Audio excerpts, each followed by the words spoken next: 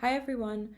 So this video is going to be telling you about installing Visual Studio Code, also known as VS Code, and how to use Jupyter Notebooks. VS Code is a free, lightweight code editor that supports multiple programming languages and offers extensions for added functionality. Additionally, it's great for both writing and debugging code, which is obviously of a great benefit for us. On the other hand, Jupyter Notebooks are an interactive tool predominantly used for data analysis and visualization.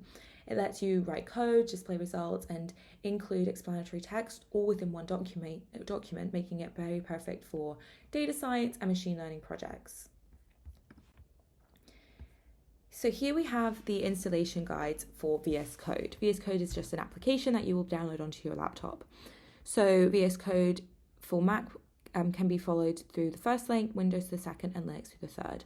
Then you can follow the instructions like you would when installing really any application to your laptop. Here you see the download page for VS Code. Again, follow the instructions on the website and it will be successfully installed the same way installing something like Word, PowerPoint, Spotify, anything like that works on your device. So once installing VS Code, you need to install some extensions within the application itself.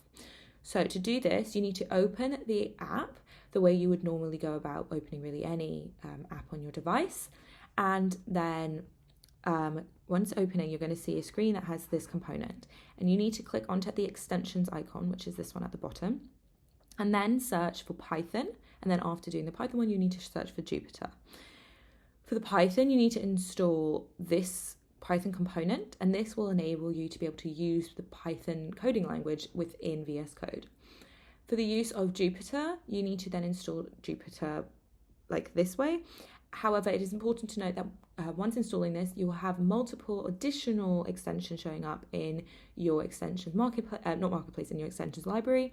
And these will be something like Jupyter Notebook renderers, Jupyter cell tags, and Jupyter key maps. Don't be weirded out by this. This is normal and they get installed automatically when installing Jupyter to enable proper flow. So once you've completed this, you're now ready to run and open a Jupyter Notebook. So open VS Code and then select New File. You should have then three options drop down, the first being text file, then Python file, and then finally Jupyter Notebook. Select Jupyter Notebook, and then this sort of a window should open up. At the top, you see File, which is where you will go to save the Jupyter Notebook. Choose an appropriate name, and it is important to note that the end of a Jupyter Notebook, the extension is IPYNB. Here in the top right-hand corner, you see Select Kernel. Select Kernel is where you go to choose your Python environment. Once you click on Select Kernel, a drop-down menu will appear where you choose Select Python Environment, and then there you can choose your Conda environment that you will have previously set up through Anaconda.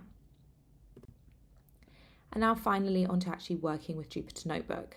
So this here is just an example of what it could look like. So first of all, you have your environment that is active in the top right-hand corner, so machine learning for neuroscience. Then to run all the cells in one go, you can always select run all. However, it is very useful in Jupyter Notebook to just run individual cells, and this is done by doing Shift Enter. Then again, what's important to note is that you've got a Python and Markdown type of cells. There are other options when you click on these. However, the ones that are relevant for us are Python and Markdowns. Python indicates that the content of the cell is being read as Python code, whereas Markdown is more of an annotation device so that you can write text into your code to describe what you're doing or answer questions maybe that we will have given you, and it will display it after you click Shift Enter on this cell. It will display it actually as proper text, not as a code cell. And this is one of the advantages of using a Jupyter Notebook. And then finally, at the bottom of each of these cells, you have a plus code or plus Markdown. This means it will add on the next cell, which you can then use to either write your code or your Markdown. So for the challenge yourself for this video, it's pretty simple. It's just to set up a Jupyter Notebook and name it Challenge Yourself and save it to a logical folder, for example, module 5.